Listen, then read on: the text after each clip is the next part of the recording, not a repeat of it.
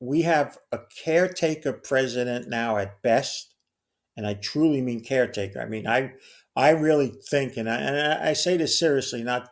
I really think he's so ill. That was part of the other reason to expect him to be on the point and be up 12, 16 hours a day dealing with in a sense, the beginning of a third world war.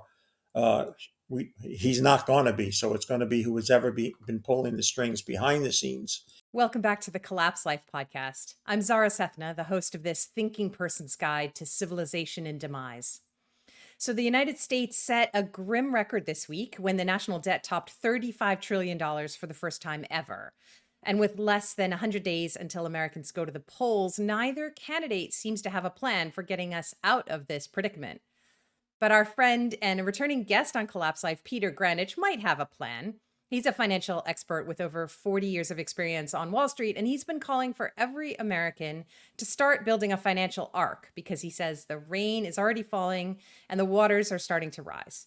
So today he's here to talk a little bit about what he sees coming and his recommendations for weathering the storm. Peter, welcome back. So nice to see you again. Well, I'm pleased to be back, but the big challenge is I've been doing this for 40 years, countless thousands of interviews. Your two interviews you did with me, I still watch them. So we got a high bar to get through here. So I hope I live up to it. And likewise, I hope I do too. Otherwise, we'll just send people back to watch those other two. But there is a lot actually new since we last spoke. So you were last with us, I think, in April, and you told us then that you thought that America was headed into an unprecedented period of upheaval, economically, socially, politically, and it seems like you were spot on. Things are only getting worse, it seems. And now you're saying there's very little time left for those of us who haven't started already building a financial arc. The storm is already here, you've said. So just tell us, in this span of time since we last spoke, what were the kind of indicators that led you to say things are now happening?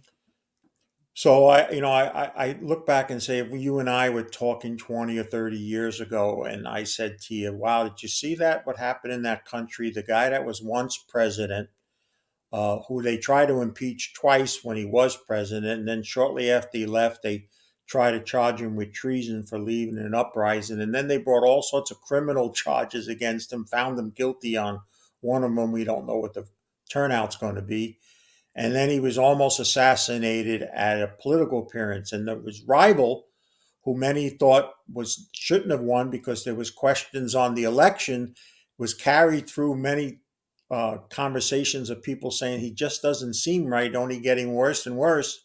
And then finally he's removed overnight, and another person is supposedly going to be installed. You and I would have both said to each other back then, what South America third world country are you speaking about? Yeah. So, just from the political standpoint, what's happened? And if you can recall, I began this year saying that I had felt come election day, one or both of them would not be on the ballot.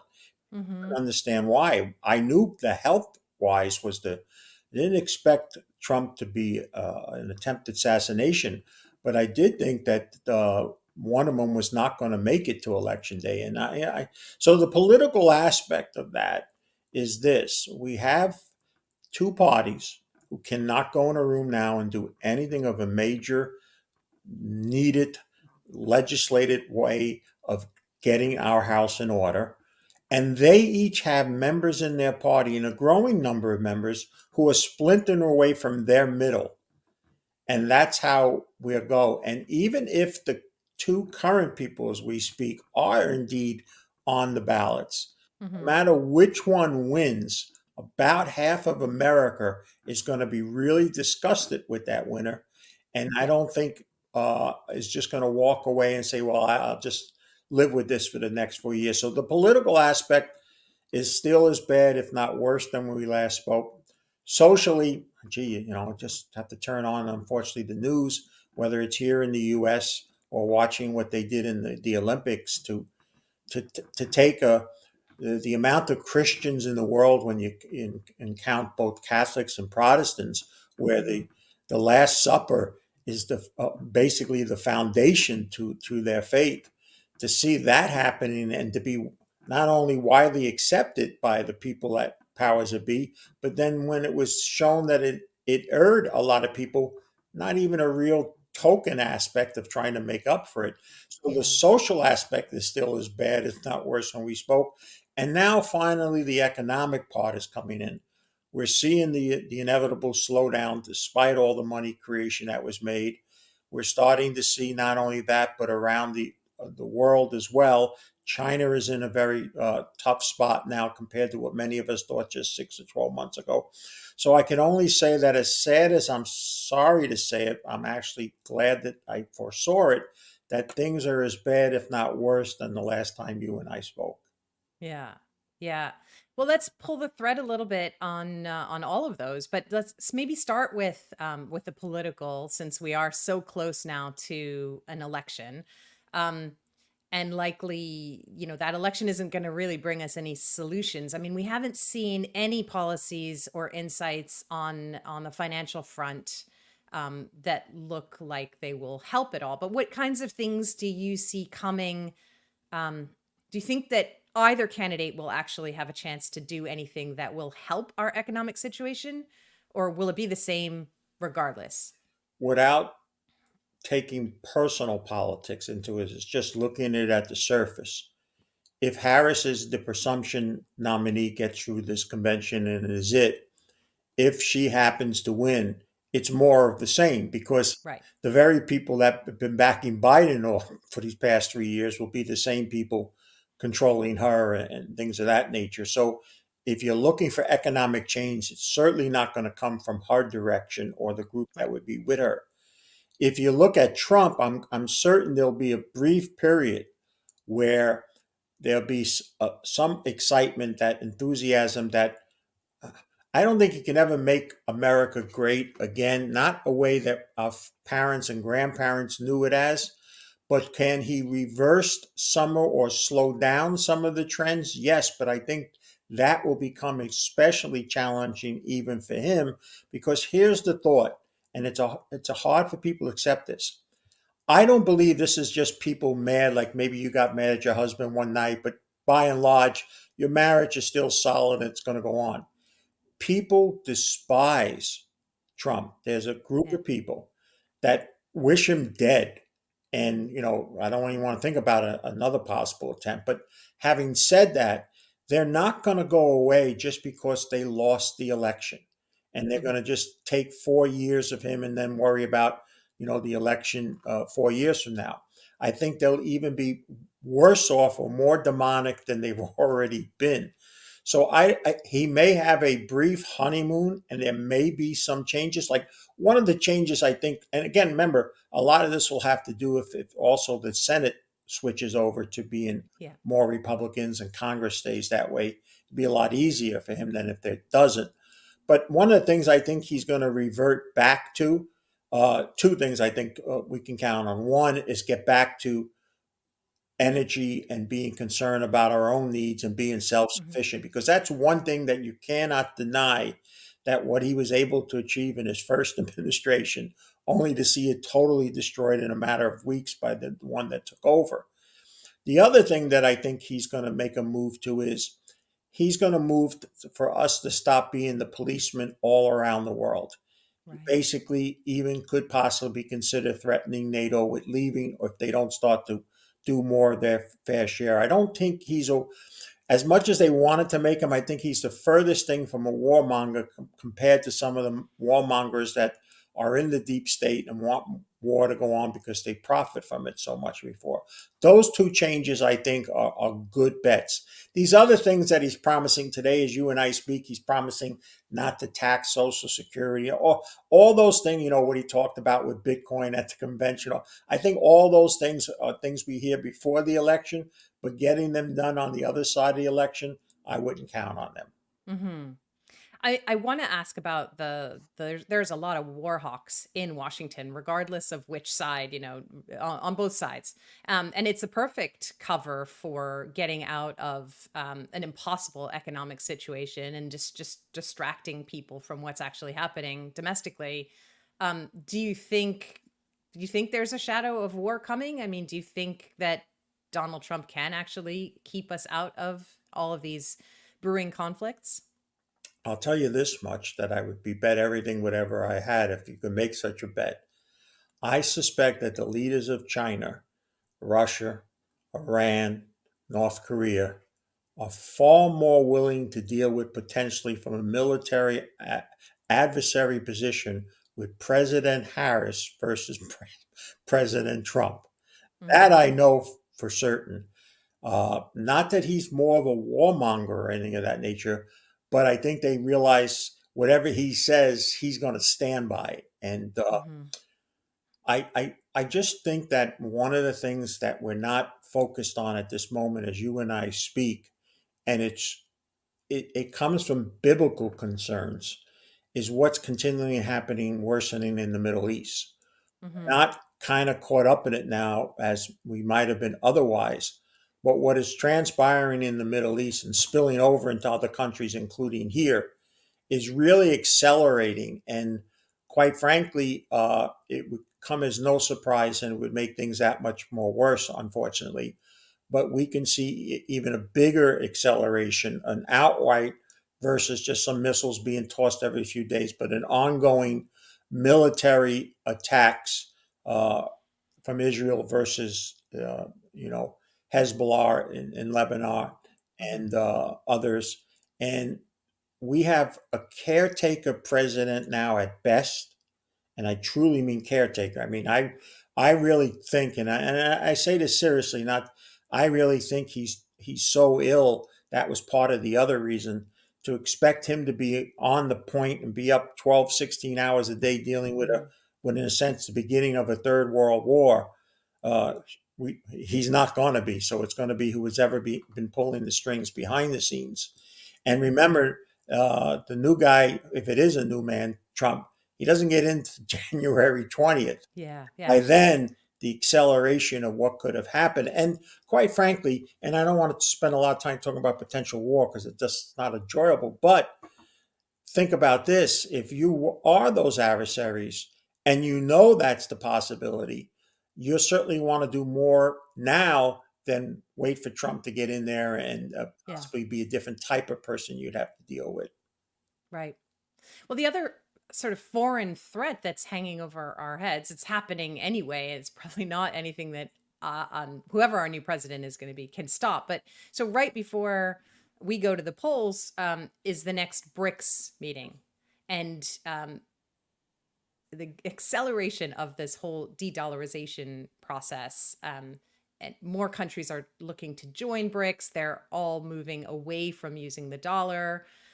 Talk a little bit about that and how that's changed over the last few months since we last talked and where it's going to take us next year. Yeah, that's my pet peeve. I really believe it'll be the biggest change on any scene that involves economics in some way that Wall Street will have missed as a group and not understand or be prepared.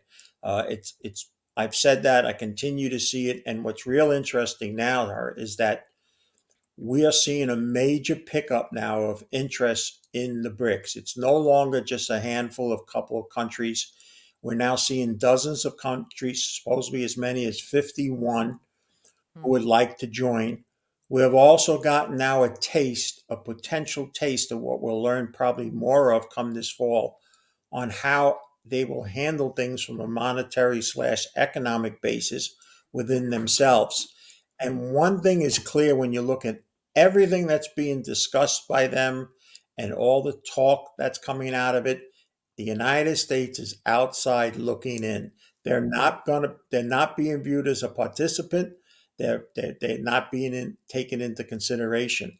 And I think it's a terrible shame on Wall Street to not regard this or have at least an open discussion about it, knowing that how the BRICS could literally, and this is my opinion, and we'll see if I'm right in 3 to 5 years from now, if we're all still here, please God. I've said that when the BRIC situation's all said and done, when it reaches its crest or whatever it's going to grow to, what they will be doing to world trade will have the same impact that the Industrial Revolution had. It's going to be that Hmm. much different. And the United States is outside looking in all ways in this.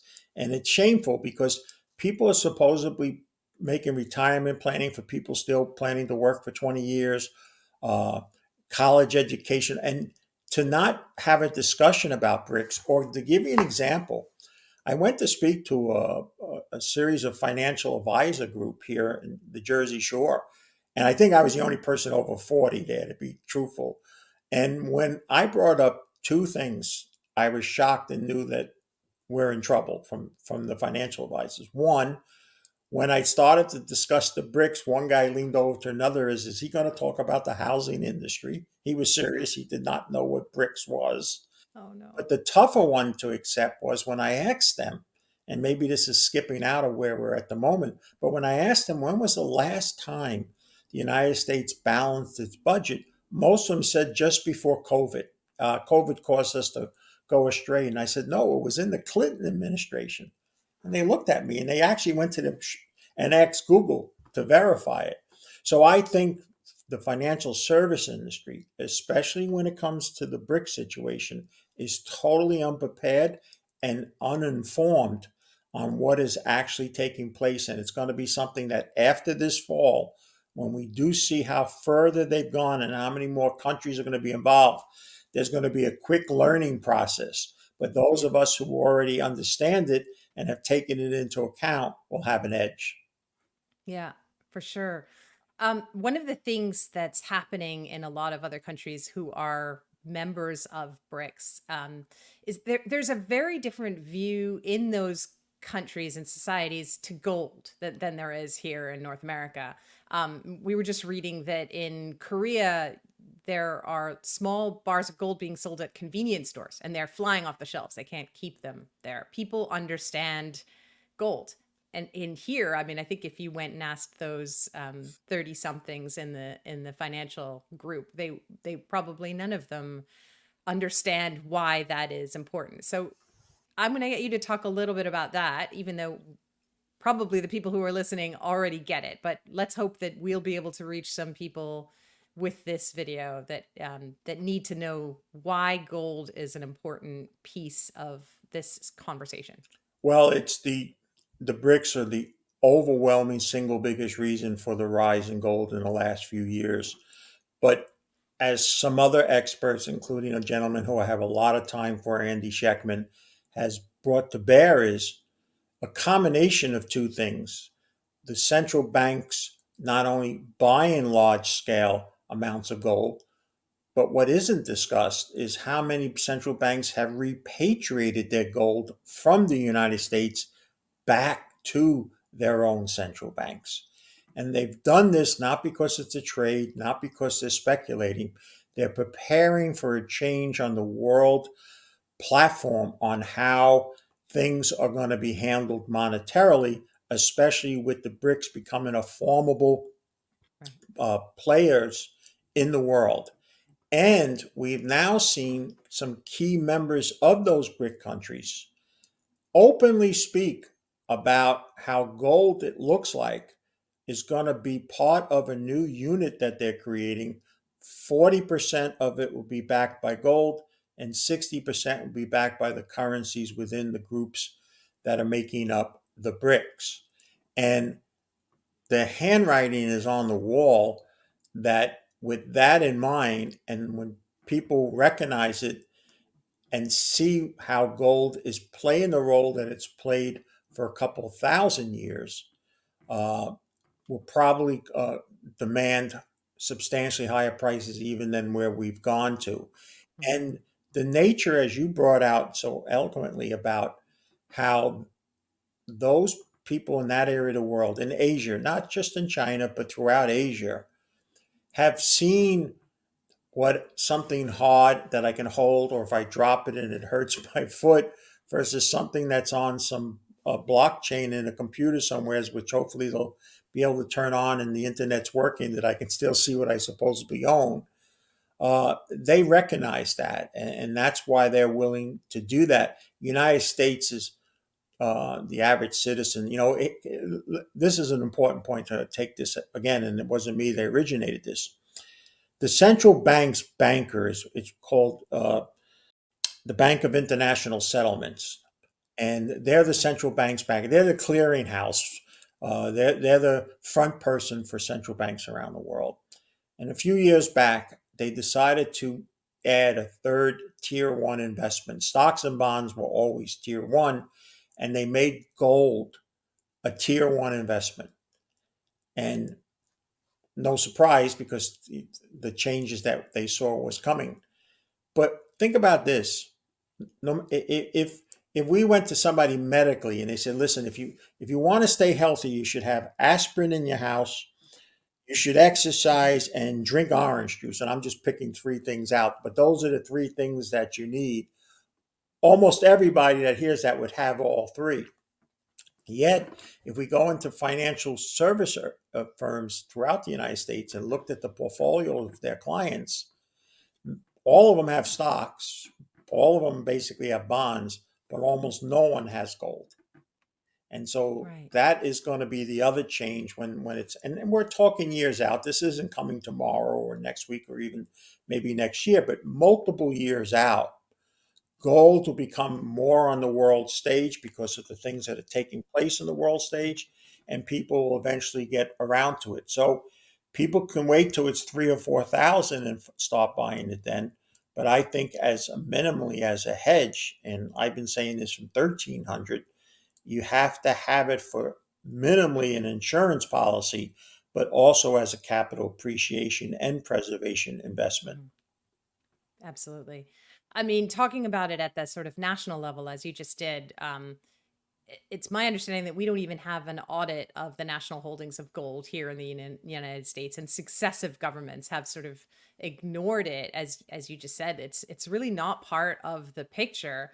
Um, it's probably impossible for the United States to stockpile enough gold to actually back its currency. And now that it's being repatriated and the BRICS are really putting their bets on gold, is that possibly why Donald Trump was at the Bitcoin conference recently and talking about a strategic stockpile of Bitcoin just as an alternative, because gold is just, it's not possible? Is that kind of what's going on, maybe? So I don't think there's someone more against Bitcoin than I. There may be a few out there that's still willing to speak about it and against it in the manner that I do. I will tell you this one thing about the repatriation of gold: the fact that the U.S. government has taken so long to repatriate.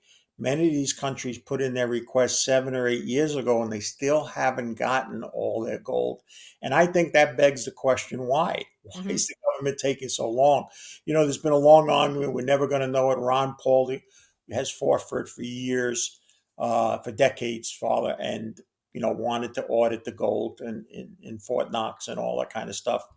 My personal opinion about Trump was, hey, listen, there's a bunch of people that are crazy about something. I'm going to go there and tell them I'm all for it, because I can show you where he said in 2019, oh, you don't even want to go near Bitcoin. All the things he says that was wrong, and nothing changed with the technology. So it's not like he can say, well, I've turned bullish because of the same thing with Fink that runs BlackRock. He said the same things, but they found ways to make millions upon millions of dollars having an exchange traded fund. So I think Trump's comment there is a lot of things we hear before an election and not count on it. Even the talk today about we're going to somehow reflate the price of gold so you can purchase Bitcoin and all. These are things that are just like I said.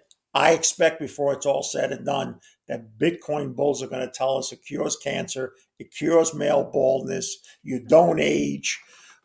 You give it to the New York Jets, they can actually win the Super Bowl again. They just got to own Bitcoin. I mean, I expect all these things in this total mania we're at. Right. But the real part of going back to a gold backed currency is basically impossible because of the level of the debt. And here's the thing, and I might be cut in front of where you're going, but not only do we have $35 trillion in hard debt, and the Congressional Budget Office, which is really the last bastion of some bipartisanship in Washington, D.C., has upped again their outlook for the debt to be 54 trillion in less than 10 years, Mm.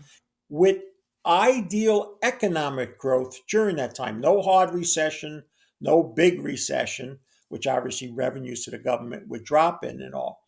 And I look at people and I say, well, let me ask you just this. A lot of people listening to this are likely to be alive 7 to 10 years from now. Mhm.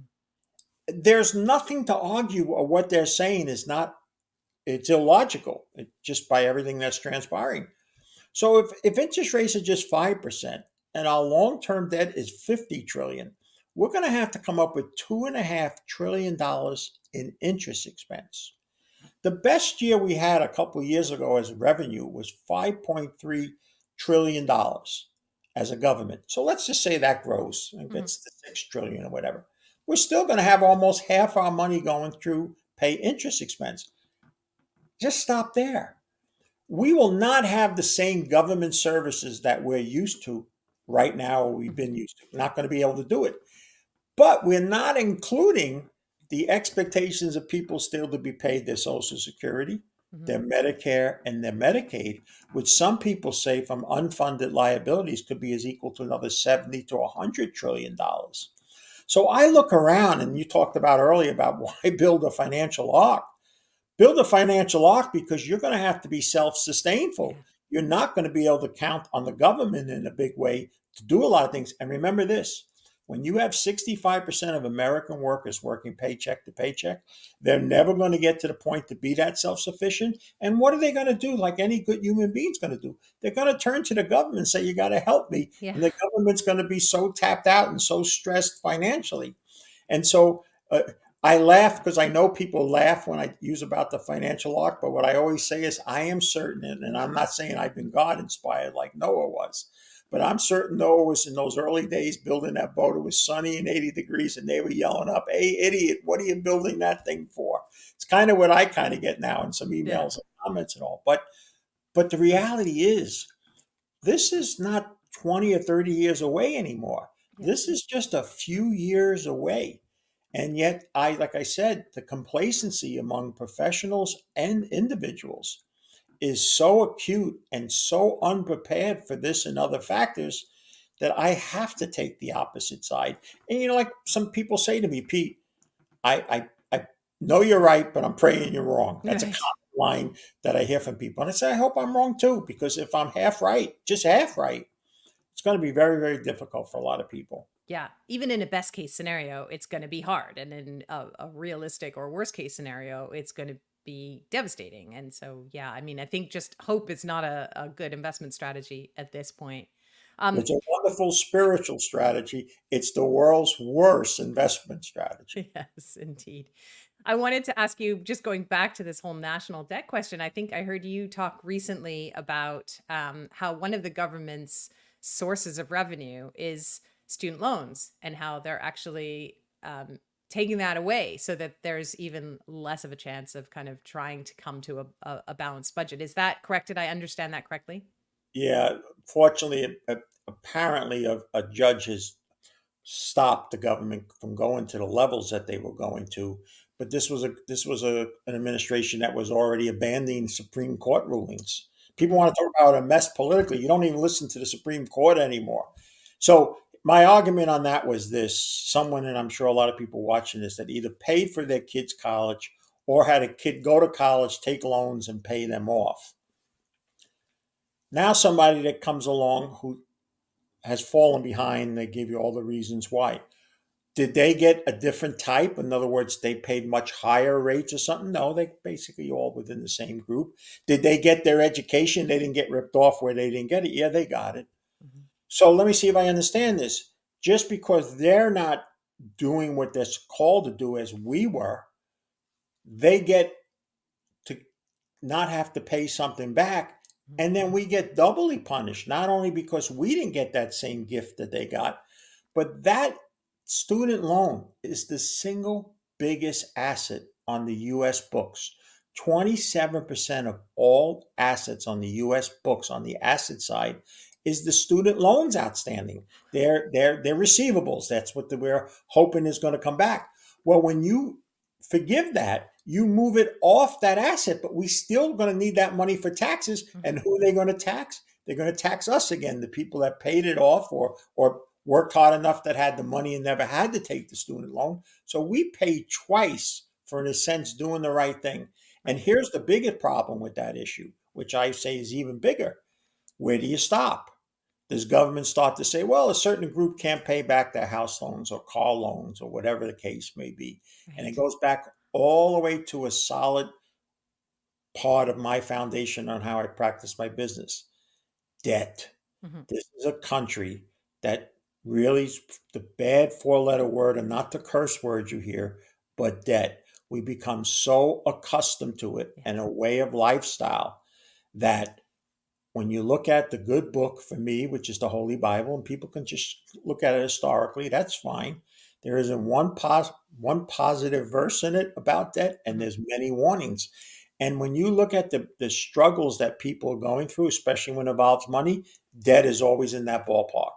So it was a really poor choice. It was politically motivated. It was somehow thinking that's how it was going to get votes and so forth and so on. And although it's postponed at this time, it is a scary thought that we would start deciding where certain people can be alleviated of certain debts while others weren't. Yeah.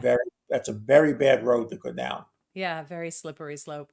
I mean, it seems as a culture that we have a really unhealthy relationship with debt, in the sense that 20 years ago, when we were just starting out in our marriage, we had friends who were in the same frame of life, and they didn't care. They had credit card debt, and they didn't care that they sort of felt like, all right, well, I'm going to have to pay these loans back for a very long time, perhaps my whole life. So if I have this much debt, I might as well just add to it because I'm going to be paying it off anyway. So let me just take out another loan, or let me just go buy the thing I want, and it doesn't really matter because I'm going to be paying interest for the rest of my life. That was not an attitude that we had as a couple, but it was very much around us. And those people now have children who are members of Gen Z, who I think have an even bleaker outlook, certainly on their own future and on their, the American dream, their economic future. Uh, they are really participating in these now um, insidious buy now pay later schemes, and spending way more than they have because they just feel like, who cares, it doesn't matter. And then the government kind of echoes that. Our national debt is 35 trillion, it's going up to 54 trillion. These are numbers that we can't even put into a perspective. So is there any hope that we can change that mindset? So in the planning group that I'm still part of, I still see about 7 out of 10 families that come in from working to some been blessed with large sums of money to the athletes I used to deal with, and still a handful still come through the door. 7 out of 10 are living a lifestyle at least one or two levels than their income. People say, how do they do it? Well, they borrow against it, like the families you spoke about. Then they don't put away for the things that they should, mostly retirement or education, to live a higher lifestyle now. And that kind of worked for a while as rates dropped dramatically and they were able to refi, in a sense, Ponzi back, pay off the old and create the new, but not owe even as much as you might have owed before because rates dropped. That game is over, so they can't do that anymore. But what's really transpiring is they realized that how costly it was to keep up with the Joneses. So Mm, I adopted about 20 years ago and 10 to 15 years ago across the board. My wife was here. I would bring her in to attest to this, that a lifestyle of less is more. mhm, So the way I like to say, and this is not bragging in any way, I could move into a bigger home. I could get a bigger car. I could wear fancier clothes. I could even maybe get diamond rings or something. But that only causes a lot of economic and other related issues to do so. So I have had a policy is less is more, and to do less and to eliminate or lower debt. It's been a crusade of mine wherever I spoke to talk about people and all. And it falls back to what we touched on earlier. Scripture teaches us the great warnings that come from, the amazing thing about, if I may, just about the Holy Bible for a mhm. moment, you don't need to look at it as a religious item. Just look at it as some reference book that a bunch of guys got together and wrote a couple thousand years ago. That's so fine with me. You want to do that and all. Half of it, half of the most important things in it, the parables, are related to things about money and things related around money. And there's more topics about matters of finance than there is about what you would think is the ultimate target of that book, heaven or hell. Mm. More verses about it.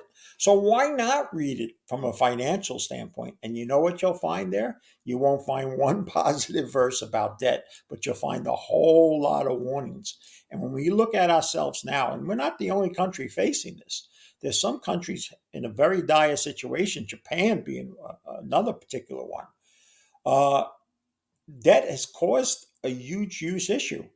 And, I was telling you before we started, we've doubled our national debt in 10 years and we increased it by 50% in Hmm. five.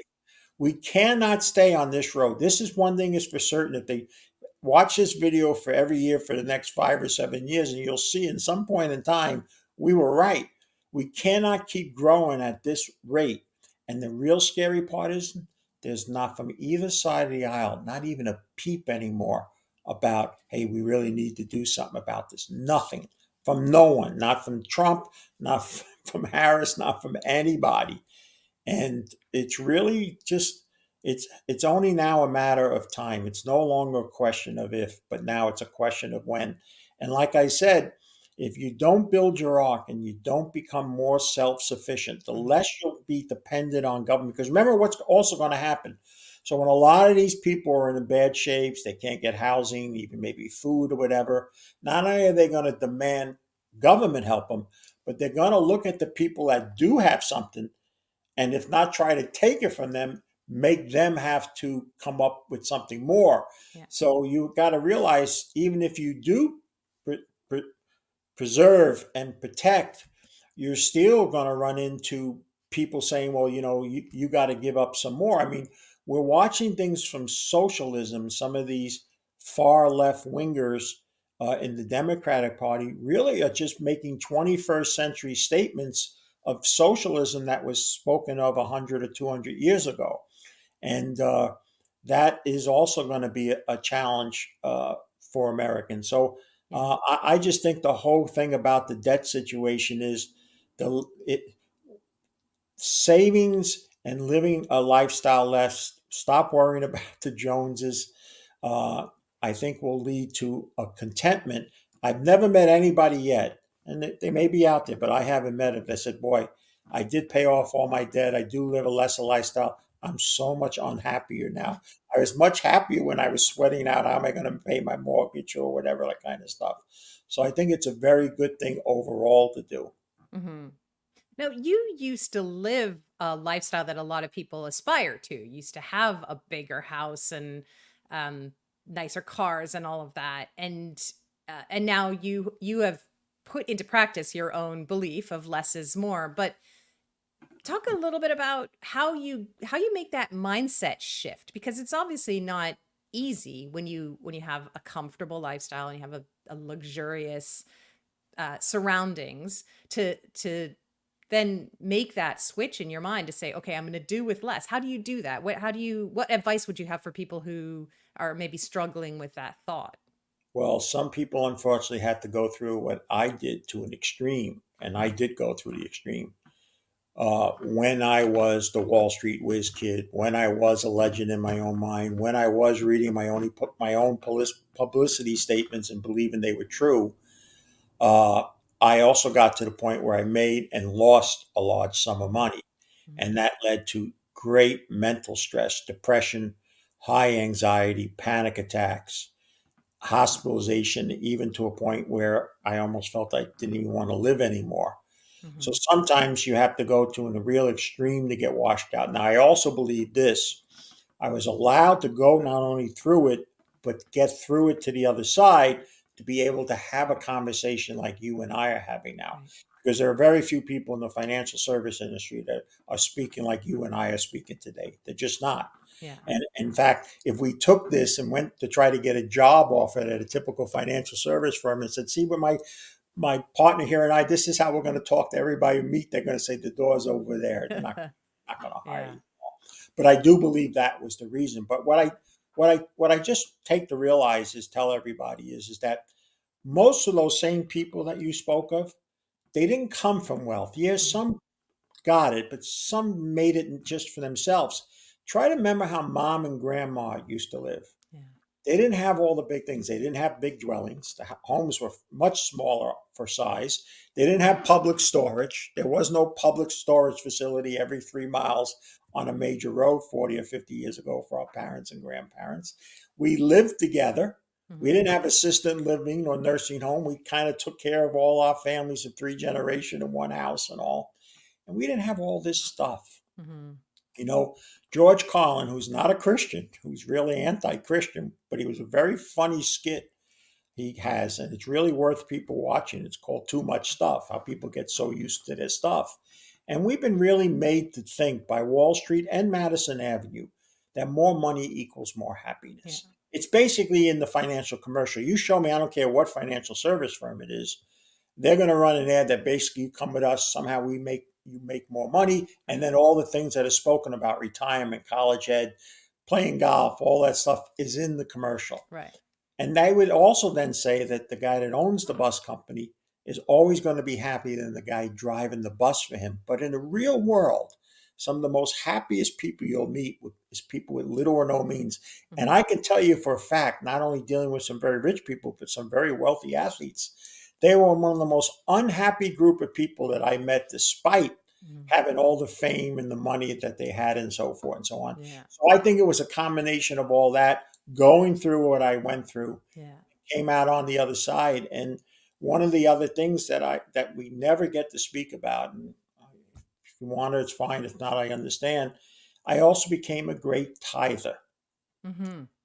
And tithing doesn't necessarily mean large sums of money, but I put matters of spirituality ahead of matters of personal enjoyment. Right. And when I did that, things just seemed to, even when things were challenging, even now, uh, it's easier to deal with. And Mhm. one of the things that we're taught in that world, and both Protestants and by truthfully, Protestants have a better job of doing it because they spend more time in their churches talking about tithing. Now, I'm not talking about the Christian prosperity people who say, send a bunch of money to that guy on TV and I'm going to bless you. Meanwhile, he's got a $10 million home and $100 million plane. I'm not Right. talking that end, but I do believe that we're called to be generous both with money and time. Mhm. And even if you don't have the money aspect, the sweat equity we have all in front of Yeah. us.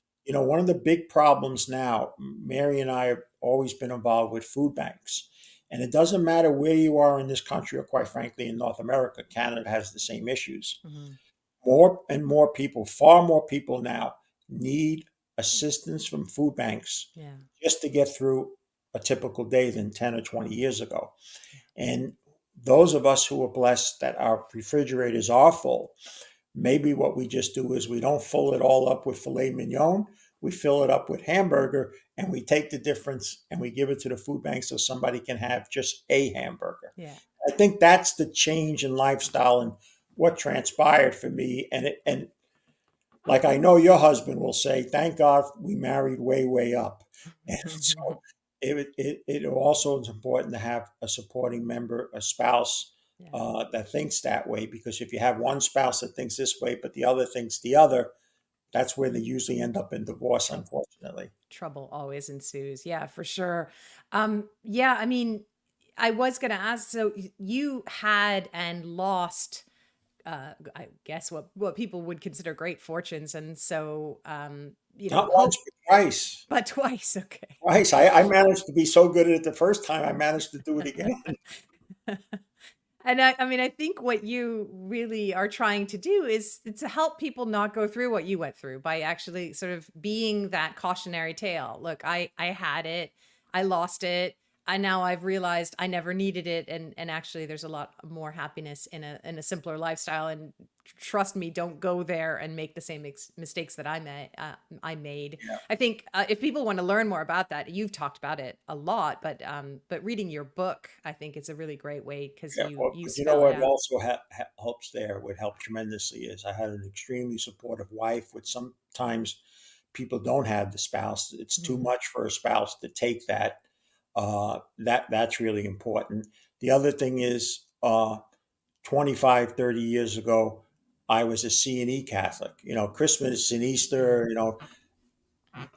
but my faith became far more important every day in my life. I think the inability to understand how vast the world is, how beautiful it is, no matter Mhm. how hard the things we talked about today, the creator, or whoever you want to think about, however you get to your creator, the outstandingness of what this world provides, the amazement of how this human genome system works and all that type Mhm. of stuff will always be my argument to people. I know that we're not here to talk religion, but you can tell me all I want about a bunch of atoms got together and exploded. I still going to ask you the question: who created those atoms to explode so we can have all Yeah. this stuff and the Yeah. vastness of space and everything? And if I may, I think we spend too much time focused on the negative. That was probably a Mm. change also with me, even though I'm speaking in a very negative manner about the future. When we're done with this interview, I won't go off somewhere and spend the next 22 hours focused on that. I'll return hopefully back to doing the things that I feel I'm called to do and the things we just discussed and all. Mhm. But I do think it's very, very important for people to understand that some of the people with the richest sums of money that we know died some of the most unhappy Yeah. lives. Yeah. And so, money clearly, if it was just the answer, we would not know all these stories. We would not hear about Hollywood stars, athletes, things of nature that make tens of millions of dollars and then have a very, very bad life, or even worse, take their own life. So, Mhm. Mhm. money is not, there's always the misquoted scripture. Oh, yeah, money is the root of all evil. No, what it says is the love of money Yeah. is the root of all evil. And Yeah. that's the big difference. Yeah.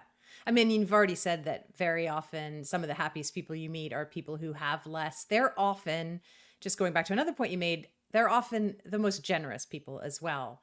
They will give you the shirt off their back. They're often thinking about what other people need more so than the people who have more than they need and can easily give it away. They don't think about how they could use that. And that's definitely a strong message that comes out from you. I mean, another thing that it seems like you have learned on your journey that I wanted to touch on because I think it's important is forgiveness, because I think that's really also important in shaping a person's outlook. And you wrote about in your book your relationship with your father and how you were able to forgive him. Um, for things that happened in your childhood. You also wrote about your relationship with your sister and how that kind of hinged on forgiveness. So I don't know if that's something you want to talk about, but I Well, think I, it's I want to, because I give you an instance just a few days ago. Myself and a very good the smartest financial person I've ever met in my life, a man that I've become friendly with here in the latter years, a man named Michael Gentili. Both he and I were being really talked about in a very nasty way in one of these chat forums. And people send to me, this guy or these group is saying this, what do you think of that and all? And I said something publicly, not derogatory to them, but I addressed it in some type of Twitter post or something. And suddenly I got an email a few nights ago from that person. Now they used, as he said, I'm even not even telling you who I am. I'm made up way of sending you something without you tracing, but extremely apologetic, realizing how wrong they were. And probably, Mr. Grandich, you won't forgive me, but I'm writing to you anyway. Well, I got to tell you something. You could have gave me $1 million at that moment, and I wouldn't have traded for that feeling, because I know, and I know how it says in Scripture, how they literally cheer like crazy in heaven when someone moves away from sin and seeks forgiveness. Now, mhm, you bring up the forgiveness. I had a father that was very abusive, both physically and mentally, but in his last 10 years of his life, he changed dramatically. The night before he died, he came to my house.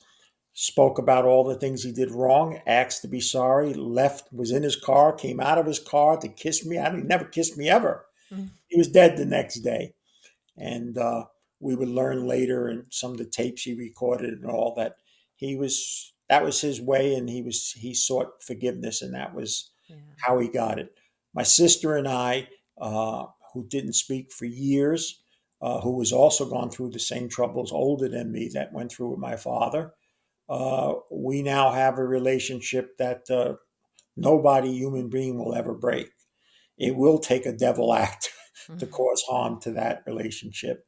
And forgiveness is really more for you than the person you think that you have to forgive. Listen, we all can sit and have a conversation. You, your husband, anybody watching this can come up with some names and go, boy, that person really did wrong. That they hurt me, they did this and all.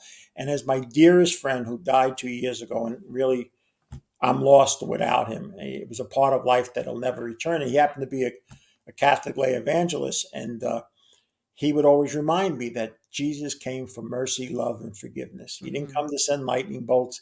He didn't come to threaten you with hell or anything. He came to teach love, mercy, and forgiveness.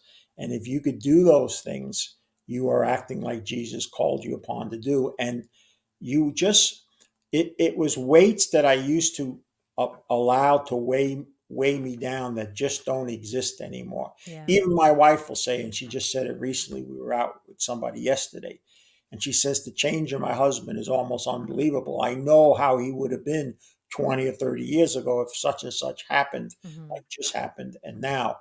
But part of that is also maturity with age. Mhm. You just think a whole lot different when you're younger, and it looks like life is going to go on forever until you get to my age, 68, and start to realize, this mortality thing is really real. And some people never, that doesn't change them and maybe even hardens them. But for a lot of people, we come to our senses more or become more sensible as we age because we Mhm. recognize things and things that we thought were important or critical, or the hurts that people had. And of course, once you suffer loss, and that's what happens when you get older, you start to lose friends and things, you realize how special things were and how you would love to have them back again, and it's gone. And I think Mhm. those are the other things that we lose sight of, and it's important. That's what I would tell everybody. And the thing I like to always tell everybody is learn to count to 100. Somebody says, "What do you mean?" We don't even get to 10 when we're mad. We're so mad we explode off the handle before 10. So now I try to count to 100 no matter what it's about. And I don't even make it to 60 or 70, and I'm already pretty well getting over whatever it Yeah. was. Yeah. Well, I think that's a great advice. And I just kind of wanted to, as we kind of wrap up, just go back to the idea of the arc. I think you've laid out a lot of the realities of what we're facing, and although it sounds bleak, it's real. It's realistic, and so we have to face it.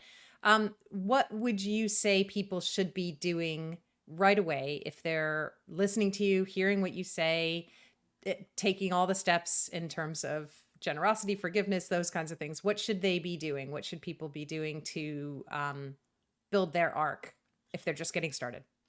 So the mandatory part of it, which I guess if there was a mantle, if I died, I hope people would say, and that is less is more. You just have to recognize you don't need all the things or what you may be killing yourself all in order to get through the day and have a decent day. I think that's the first thing. I think the other thing that's important now that's been different from an investment standpoint is I think you need to focus far more on preservation of capital than capital appreciation, meaning it was a lot easier for years to try to turn a dollar into three, four, or five. That's going to be far more challenging, especially if you're older and don't have a lot of years to make up in case you were wrong and made the wrong bet. Mm-hmm. So preserving more of what you have than worrying about trying to turn what you have into a lot more, I think is another important issue here. I think the other thing that you have to become is not be so reliant on expectations that somehow there'll always be somebody or some government or something to take care of you. In other words, could I be self sufficient today? If I didn't get a check from a government, if I didn't do this or that, could I still be survivable? And I Mm-hmm. think the other thing, what will happen when all this comes, when you know what hits the fan, there's still enough good people that people will just learn to, in a sense, to help one another more than they're willing to now. We do have a tendency as human beings, we certainly have had that as Americans up until now, that when really harsh situations hit, we let go of some of the concerns and worries we have and become more open Hmm. versus, oh my God, I got to. So I've never been in a camp when somebody says, well, you're a gold bug. You think the world's coming to an end. No, that isn't why I own gold. I don't plan on having an ounce of gold to buy the last loaf of bread that's made or anything of that nature. In fact, I suspect that if I had something like that, what little I'd have, I'd try to give to somebody else. Right. But I just think that we need to go back to thinking how our parents and grandparents made it through. They didn't have as big as dwellings. They didn't have all the credit cards. They didn't have three cars with $4,000 or $5,000 in car payments sitting in the driveway. They only had a couple of TVs. And that's probably another thing. And that is to get away from these fantasy lifestyles that people watch shows and things of that nature and somehow think that's the way of life. Hmm. Quite frankly, if you're not spiritually led, or quite frankly, if you are, but you haven't been practicing it and all, maybe it's time to try to see that, uh, what has led to all of this? Why is Yeah. there an earth? And if you're out there, you need to start demonstrating to me that you're there. And I just find that when I hear from people, when you tell them that and they make an honest effort at it, suddenly they say, you were right. All of a sudden, I had this movement, and I Hmm. went to this church, or even went to this synagogue, or whatever. But I think it's important to believe in a supreme being, Hmm. because it'd be really understandable how people could have no hope if this is just it.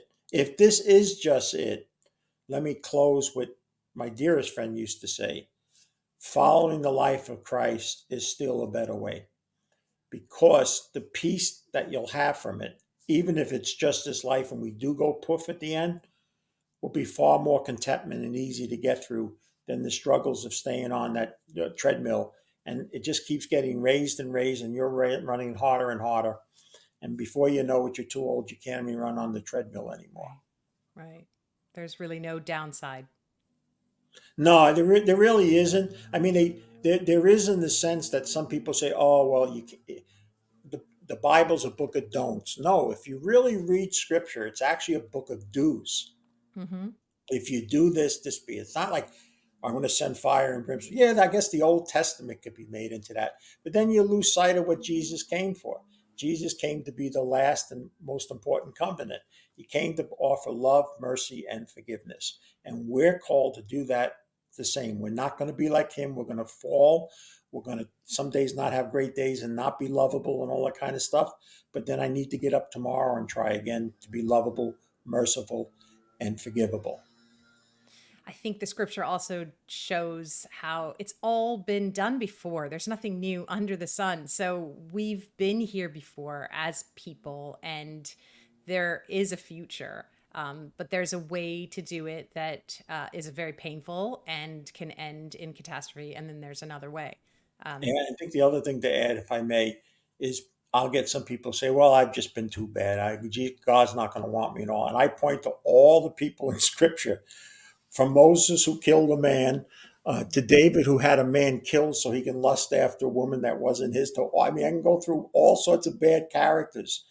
Jesus, like you said, he didn't come to just make the righteous more righteous. He came for the fallen, to turn the life around and give them the opportunity for eternal life. And that's the beauty about it. I love this video that I know you know of. It's called The Rope. It's by Pastor Chan.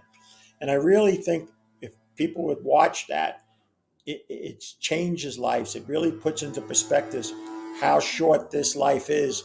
And if there is an eternal life, where are you going to go for that eternal life? And are you willing to risk the downside of the potential of that eternal life? yeah. Peter, remind people how they can find you and follow more of what you have to say. Well, I'm down to spending more time on X, and I've learned to say X now versus Twitter right away. Uh, that's more of my day to day ability to communicate. I enjoy it too. I still have a blog, a website, petergrandich.com. And then there's a YouTube channel where I certainly put up uh, interviews like this. And you're the only one that's on my front page of my website. Your two interviews now. We'll have to see how this one turned out. They were wealth of information, and I'm so glad that I get people watch them and they tell us that too. And that's the real goodness that comes from speaking with you, to know that it's enhancing and helping other people. Absolutely. And we're so grateful to you for coming back, and we look forward to the next time, but it's just for us to say thank you so much. The feeling is mutual here. God bless. God bless you. It is really always a treat to speak with Peter. We're so grateful to him. And we're also grateful to all our other guests who come on and share their time and their talents with us. And in addition, we thank all our viewers like you for being here and for showing us your support. If you haven't already, please hit the like button and subscribe to this channel so you can be the first to hear of all of our latest updates. Collapse Life is here to help people open their eyes, to introduce them to people like Peter, and give our viewers the tools they need to take control of their lives. We're on Substack at collapselife.substack.com. We put out new stories every week. We're also on X at collapse_life. And we have a store, a Collapse Life store with some great products. So please go ahead and check that out as well. And then head on back here. Next week, we'll have another episode of this podcast with another very interesting guest, and we look forward to seeing you then. Until then, keep your chin up. It's only collapse. See you soon.